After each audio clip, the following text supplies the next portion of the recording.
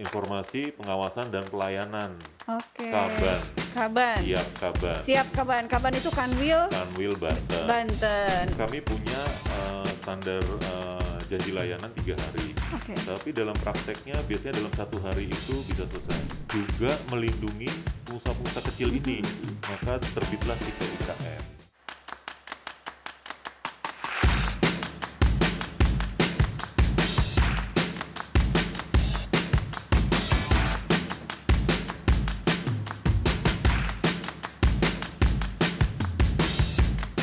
Assalamualaikum warahmatullahi wabarakatuh. Kawan pajak, kembali lagi bertemu bersama saya Ida Laila. Kawan pajak kini tengah menyaksikan dan mendengarkan podcast katalog gue Kanwil DJP Banten. Tempat kawan pajak curhat, dialog dan sharing serta mengupas tuntas semua informasi kekinian tentang perpajakan termasuk peraturan-peraturan perpajakan terbaru bersama para pakar perpajakan dari Kanwil DJP Banten, stakeholders, dan para tokoh di Kanwil DJP Banten. Pada kesempatan kali ini, podcast katalog gue Kanwil DJP Banten menghadirkan seorang pegawai Bea dan Cukai dari kantor wilayah Bea dan Cukai Banten. Telah hadir bersama saya Bapak Rinto Setiawan. Beliau adalah Kasih Bimbingan Kepatuhan dan Hubungan Masyarakat Kantor Wilayah Bea dan Cukai Banten. Selamat siang Pak Rinto. Selamat siang. Apa kabar? Kabar baik. Biasanya saya manggil Mas Rinto aja nggak apa-apa ya. Rasanya kagok gitu bilang Pak Rinto, ya ampun.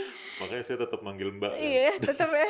Kita tetap, karena Bea dan Cukai dan Pajak itu satu institusi Kementerian Keuangan. Jadi kami sudah banyak melakukan sinergi. Pagi ini kami datang ke sini tuh sebenarnya ada muatan-muatan yang penting untuk kita sampaikan ke kawan pajak dan teman-teman semua terkait dengan program pemulihan ekonomi nasional. Oh, oke. Berarti ini Bea Cukai juga ada terkait dengan program pemulihan ekonomi nasional. Artinya dalam kondisi pandemi ini ya, Mas Rinto ya? Jadi program PEN yang kami bawa saat ini itu memang panjang ya. Jadi sebelum pandemi itu sebenarnya ada fasilitas-fasilitas yang diberikan oleh Bea Cukai kepada stakeholdernya yang tujuannya untuk meningkatkan kemampuan stakeholdernya atau para pengusaha ini bertahan di tengah pandemi COVID-19.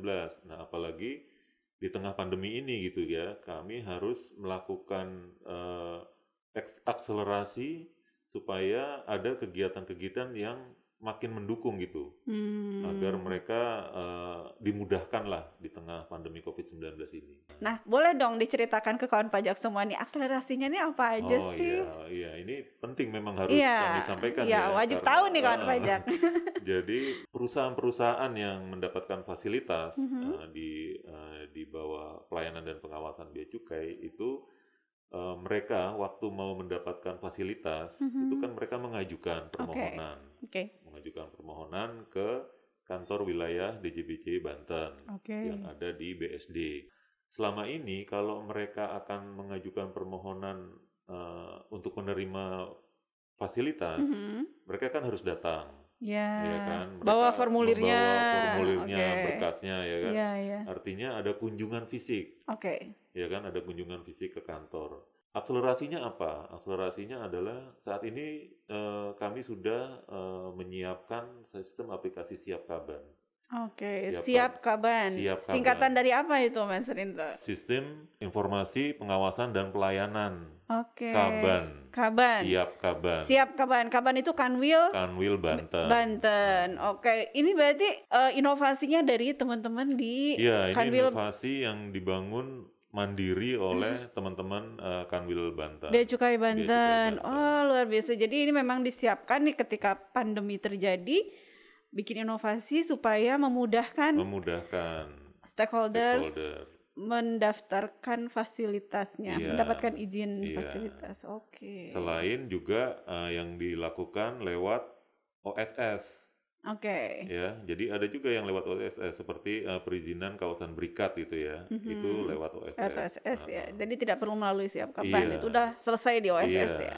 Kami punya standar janji layanan 3 hari. Oke. Tapi dalam prakteknya biasanya dalam 1 hari itu bisa selesai. 1 hari selesai. 1 Wah, hari luar biasa. selesai. Padahal dulu sebelum pandemi ini. Sebelum pandemi itu bisa 3 hari lebih dan 3 janji hari. layanan kami 30 hari sebenarnya. Wah, luar biasa kawan pajak, dari 30 hari dipres jadi 3 hari, malah jadi 1 hari ya 1 hari, selesai. iya. Wah, berarti nggak susah ya sebetulnya ngajuin itu, Iya. asalkan dokumen-dokumennya sesuai dengan Sesuai, persyaratan dipenuhi lengkap, ya, iya. lengkap. Udah pakai online, prosesnya juga online, keputusannya langsung lagi ya. Iya. Wah, luar biasa nih Kanwil Bea Cukai Banten, kawan pajak semua.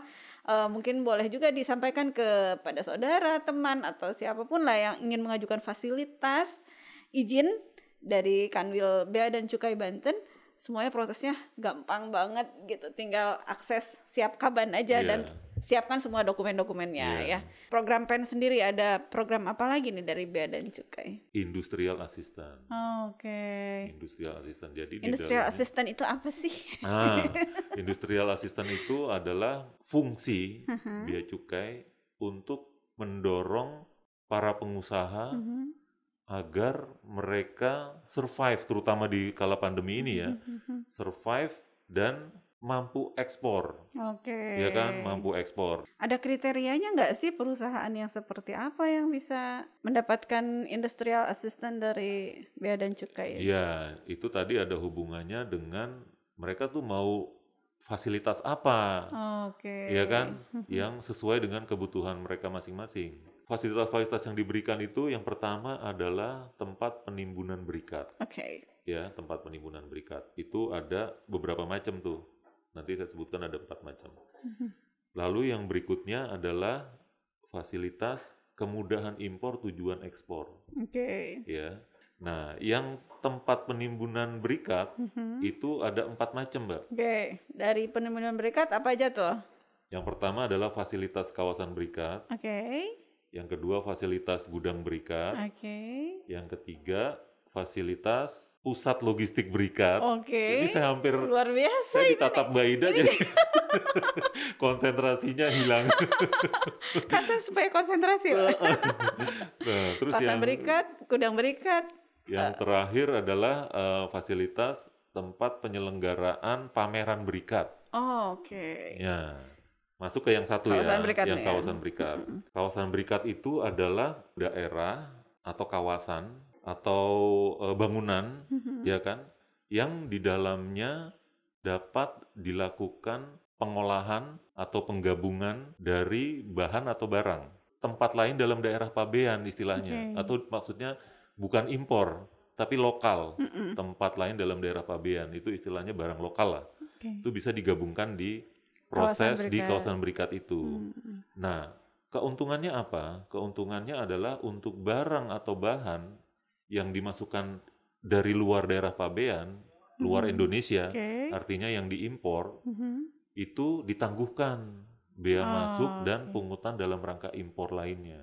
Itulah yang menjadi bargaining power mereka untuk mendapatkan fasilitas kawasan berikat. Tapi tujuan utama dari pengolahan ini adalah untuk ekspor. Harus untuk ekspor ya. Utamanya untuk Utamanya ekspor. untuk ekspor. Nah, tetapi dalam persyaratan kawasan berikat itu dimungkinkan untuk dijual lokal. Dijual lokal artinya tidak diekspor. Ya. Nah, itu komposisinya 50%, 50%. Oh, oke. Jadi ada ketentuan seperti itu ya. Sudah ada untuk ketentuan yang seperti itu. Dan saat ini banyak dimanfaatkan oleh perusahaan-perusahaan yang ada di wilayah Banten ini. Nah, kalau untuk kawasan berikat sendiri 157 perusahaan. Oh, luar biasa banyak juga ya, Pak ya. 157 perusahaan. Nah, balik lagi ke fasilitas ya. Tadi kan kawasan berikat sudah. Oke, yang Fasilitas berikutnya itu fasilitas gudang berikat. oke. Nah, kalau gudang berikat ini lain lagi nih. Gudang berikat ini itu kawasan, bangunan Iya. atau wilayah Mhm. yang diperuntukkan untuk menimbun barang impor. Oke. Ya, Namanya juga menimbun. gudang ya. Namanya untuk gudang. menimbun. Gampang Oke. banget ngingetnya gitu Iya, ya, oke. gudang untuk nyimpen gitu Iya, ya. iya. Tapi jangan salah, ada juga pekerjaan-pekerjaan kecil yang diperbolehkan di dalamnya. Oh ya, apa aja tuh yang Kayak diperbolehkan? pengepakan, Oh. pemberian label gitu ya, pemotongan. Nah, Hmm. pekerjaan-pekerjaan kecil, bukan pekerjaan pengolahan. Kalau pengolahan tadi kawasan berikat. Ya. Nah, gudang berikat ini dibentuk itu untuk mensupport kawasan Kawasan berikat. berikat. Oke. Jadi bahan bakunya supaya sesuai dengan kebutuhan kawasan berikat just in time umpamanya gitu ya. Sementara mereka nggak punya gudang yang cukup, mereka biasanya disupport dari gudang berikat. Ada Oke. kerjasama. Barang yang masuk ke gudang berikat itu sama perlakuannya sama seperti kawasan berikat. Ditunda, Ditangguhkan itu ya. ditangguhkan pembayaran biaya masuknya, ya kan? Ini jadi sifatnya supporting kepada kawasan berikat untuk Oke. gudang berikat. Nah, tetapi barang-barang yang ditimbun di dalam gudang berikat itu ada ketentuannya, nggak boleh lewat dari 1 tahun. Oh, kalau lewat 1 tahun apa? Ya itu ada perlakuan Nggak sesuai. dapat lagi Iya, nanti fasilitas harus itu. dibayar, Oh, biaya oke. masuknya gitu kan, dan harus direekspor atau dibayar biaya masuknya. Itu gudang berikat. Gudang berikat. Nah, Oke. lalu berikutnya masuk ke pusat logistik berikat. Nah, pusat logistik berikat ini mirip-mirip nih dengan gudang berikat. Iya ya, namanya Heeh. pusat logistik ya. Bedanya apa? Bedanya kalau di pusat logistik berikat boleh ditimbun barang asal tempat lain dalam daerah pabean atau bukan barang impor. Oh, oke. Jadi dia juga menimbun Lokal ya, barang lokal juga barang boleh di lokal situ. bisa ditimbun di situ, lalu barang impor juga bisa ditimbun di situ. Tujuannya untuk mensupport industri juga. Oke. Tapi bisa juga untuk ditujukan untuk industri lokal. Ini PLB bedanya. Nah, kalau tadi gudang berikat itu boleh ditimbun barang hanya sampai 1 1 tahun. tahun. Kalau di PLB 3 tahun. Oh, lebih lama ya. Lebih lama. PLB ini dalam pengembangannya ini sekarang terus berkembang nih Mbak. Jadi pimpinan kami terus menggali pemetaan kebutuhan pasar gitu ya. Itu terus berkembang. Jadi PLB itu ada PLB yang sifatnya barang retail, ya kan? Ada yang sifatnya barang konsumsi. Lalu ada PLB yang khusus untuk barang-barang penelitian. Oke. Nah, jadi makin berkembang nih, makin berkembang. Makanya salah satu ada kerjasama dengan Puspitek ya, Oke. Puspitek Tangerang. Yang Tangerang Itu itu. mereka saat ini sedang menjajaki untuk membangun PLB. Oke. Jadi nantinya importir-importir yang berkaitan dengan penelitian dan pengembangan mungkin akan dikoordinasikan oleh Puspitek ini dalam PLB yang dibangun oleh Puspitek. Oke, dan mendapat fasilitas Nah, nantinya. tapi ini masih dalam penjajakan ya. Jadi kami masih menerima kunjungan Puspitek untuk koordinasi terus-menerus gitu kan. Itu perbedaannya PLB dengan Gudang gudang berikat. berikat. Itu untuk yang PLB. PLB, oke. Nah, sekarang kita masuk ke yang terakhir. Tempat penyelenggaraan pameran berikat. Oh, ada juga tempat penyelenggaraan pamerannya. Nah, ada. Jadi kan gini Mbak, seringkali pameran-pameran itu dilakukan di Indonesia, barangnya kan belum tentu dibeli nih. Iya, betul. Nah, jadi mereka butuh gak usah bayar dulu biaya masuk gitu kan. Toh nanti dikirim pulang kok gitu kan. Kalau misalnya nggak terjual. Nah, kalau nggak terjual gitu kan, toh nanti dikirim pulang gitu kan. Iya. Nah, itu juga kaitannya sama dukungan dengan industri tuh. Betul. Iya kan? Jadi kan industri kita ingin tahu, contohnya mesin jahit gitu ya. Mesin jahit untuk pembuatan garment gitu kan. Itu daripada mereka harus ngelihat ke luar negeri, udah ngelihat aja di tempat pameran itu. Penyelenggaraan pameran berikat itu ya kan. Nah, di wilayah Banten ini ada satu Mbak di BSD. Oh, itu sudah yang ada di ICE. Nama PT-nya Indonesian International Expo. Ya, yang ada di ICE itu. Jadi ICE itu punya fasilitas dari Bea Cukai itu. ICE Convention Center itu kan sering ada pameran di situ ya. Ada pameran. Nah, itu dapat jadi di situ barang yang ditampilkan di situ belum wajib bayar bea masuknya ditangguhkan. Kecuali nanti sudah terjual, baru itu dibayar. Proses pembayaran bea masuk. Jadi pada saat pameran itu kemungkinan kan ada yang juga yang mau beli ya. Iya. Nah itu bisa. Jadi mereka langsung mengajukan dokumen untuk pengeluaran bayar barang ya. Nah disitulah baru mereka bayar bea masuk. Sementara yang tidak terjual dan kemudian dibawa kembali ke negaranya, itu tetap tidak bayar bea masuk. Oke. Gitu Ya ya, itu Mbak. sangat sangat bantu sekali Iya, ya sangat buat membantu sekali pengusaha. ya. Heeh. Ada kos yang tidak perlu Iya, dikeluarkan gitu kalau memang tidak terjual. iya. Artinya pemerintah hadir kepanjang tanganan pengusaha gitu Oke, kan, iya. supaya pengusaha itu nggak perlu keluar negeri, Iya, ya betul betul. kan. Tinggal si pemilik barang ini juga butuh pasar kan. Iya. Dia lihat, oh marketnya ada nih di Indonesia gitu kan. Ya udah, Tapi mereka dia cuma kirim keluar untuk kosnya pameran. hanya untuk yang memang terjual ya Iya, di yang pameran itu ya. terjual. Sementara yang tidak, mereka tidak perlu keluar Iya, kos itu. Itu heeh, luar biasa loh. iya, Tadi kita siap. sudah bicara tentang kawasan berikat, pusat logistik berikat, gudang berikat, dan tempat pameran itu ya. Mm-mm. Nah, selanjutnya ya fasilitas ini apa lagi nih Nah, yang ada diberikan? fasilitas yang berikutnya itu fasilitas KITE namanya. Kite. Heeh. KITE itu singkatan. Mhm. KITE itu kemudahan impor tujuan ekspor. Oke, jadi pengusaha-pengusaha yang akan melakukan impor barang, tapi khusus Untuk ditujukan ekspor. ekspor. Oke, dapat fasilitas. Ya, dapat Oke, fasilitas. Jadi seperti apa nih? ini khusus ekspor ya berarti ya. Beda dengan yang tadi, dengan yang kawasan berikat, Iya. lalu gudang berikat, Mhm. PLB, TPPB Mhm. atau pameran itu Iya. beda. Kalau kita ini memang khusus untuk ekspor. Nah, jenisnya itu ada 3. Oke, apa Yang aja tuh? pertama adalah KITE pengembalian, lalu KITE pembebasan, Mhm. dan berikutnya KITE IKM. Oh, ada IKM-nya Ada ini juga IKM, sekarang. ini Oke. yang terobosan Ini baru menarik ya nih kan. kawan pajak, mulai ada IKM-nya nih. Iya. Gimana Jadi tuh? Yang kita pengembalian tuh apa? KITE pengembalian. Jadi kalau KITE pengembalian itu adalah perusahaan-perusahaan barang-barang atau bahan bakunya diimpor, Mhm. ya, diolah Oke. di perusahaan tersebut, tapi tujuannya untuk ekspor. Oke. Nah, pengertian dari pengembalian Mhm. adalah, jadi sebelumnya mereka itu waktu masuk barangnya itu sudah bayar bea masuknya Oh, biaya masuk sudah dibayar dan nih. pungutan dalam rangka Oke. impornya, Iya, iya, iya, ya iya. kan, sudah bayar. Jadi itu kan pilihan ya. Mhm. Mereka lebih nyaman gitu ya kan. Mhm. Mereka pilih itu ya kan. Jadi pada saat barang-barang itu masuk, itu mereka sudah bayar. Langsung dilunasi ya pembayaran biaya Iya, masuknya jadi pada ya. saat pengurusannya di pelabuhan bongkar, istilahnya Mhm, pelabuhan mhm. bongkar itu di Priuk Ya. atau di Soekarno-Hatta, ya Mhm. kan, itu mereka langsung lunasi tuh bea Oke. masuk dan pungutan dalam rangka Mhm. impornya.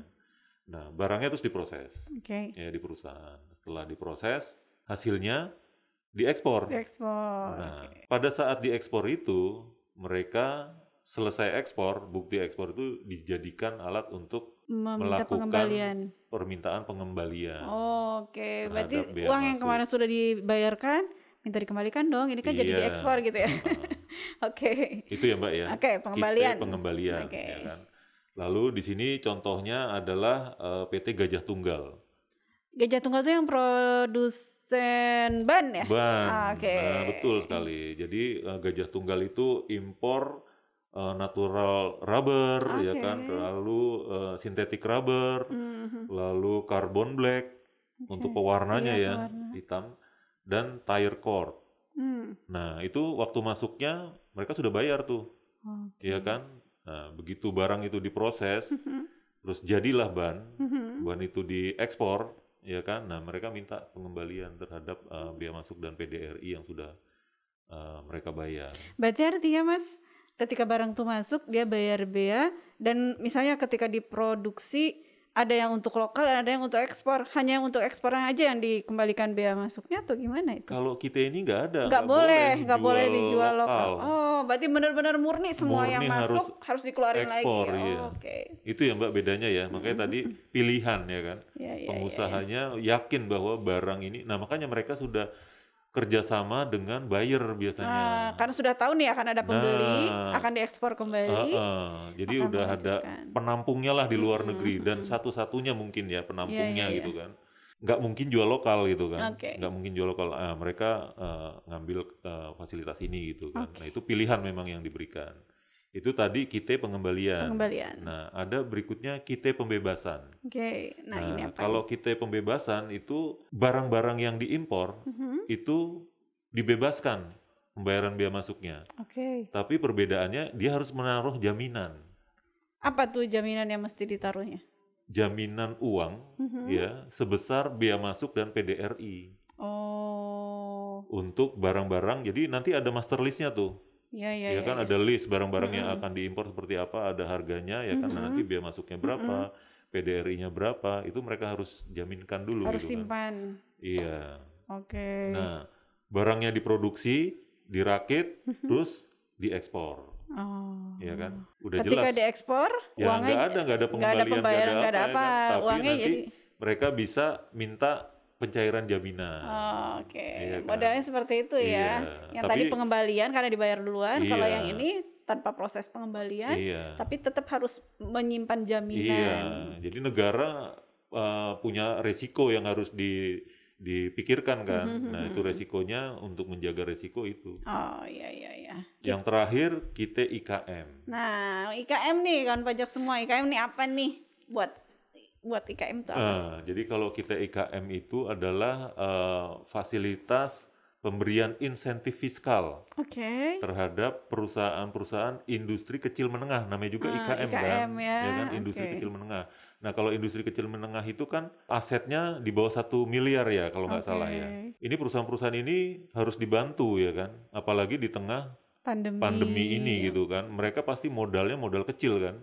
Kalau tadi yang kita bicara dari kawasan berikat sampai kita itu rata-rata memang perusahaan-perusahaan besar ya kan. Betul. Nah, pemerintah perlu juga melindungi pengusaha-pengusaha kecil ini. Maka terbitlah kita IKM. Berarti pengusaha kecil ini juga mereka mengimpor barang dari luar gitu maksudnya? Iya, jadi salah satu contohnya adalah kalau di kami ini ada baru satu nih Mbak. Tapi yang prospek banyak. Yang prospek banyak. Memang kesulitannya adalah kalau kita IKM ini kan pembukuannya, iya kan? Iya betul. Pembukuannya, lalu proses bisnisnya, iya kan? Nah itu kan harus dipastikan bahwa mereka benar gitu ya. Nah betul. Untuk memberikan fasilitas kepada mereka, kita harus yakin dulu mereka mau nggak yang pertama gitu ya, untuk dibenerin dulu gitu kan. Pembukuannya paling nggak ya. Nah, yang prospek banyak, tapi yang baru mendapatkan sudah fasilitas, ada nih yang mendapat fasilitas. Ada satu. Satu itu siapakah perusahaan Bintang 1 Production. Nah, dia impor apa itu? Nah, jadi perusahaan ini memproduksi tas dari kulit reptil. Nah, yang luar biasanya ini dipesan oleh negara-negara Eropa dan Amerika karena kualitasnya.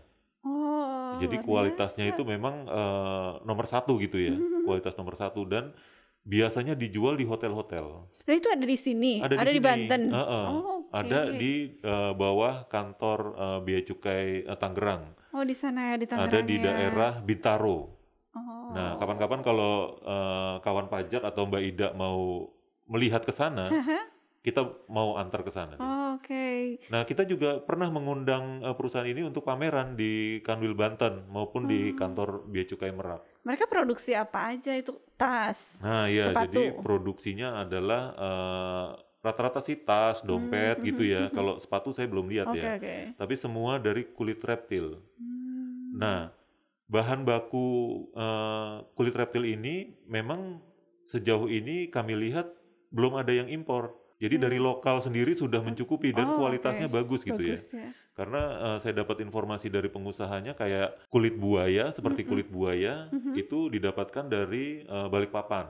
Di sana rupanya ada penangkaran buaya gitu ya. Nah, mereka dapat dari sana atau dari Sidoarjo.